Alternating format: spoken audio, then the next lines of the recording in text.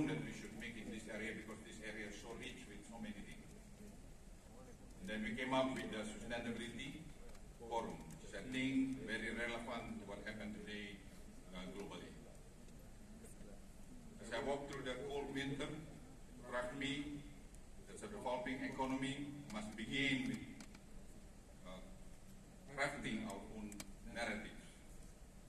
Indeed, developing world such as Indonesia has unique stories, share and critical roles in supporting global climate action.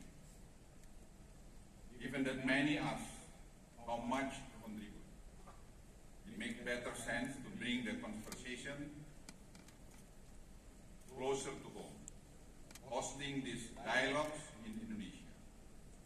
We are fortunate to have a warm tropical climate that welcomes our esteemed dignitaries and guests like you.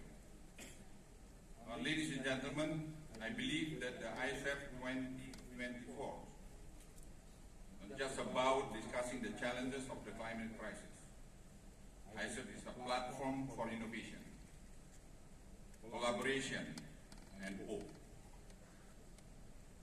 Indonesia has exemplified how a developing nation can lead a sustainable development, from reforestation efforts to a significant investment in renewable energy.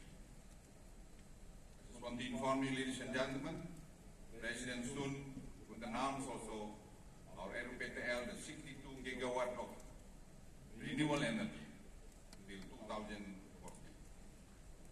This is, I think,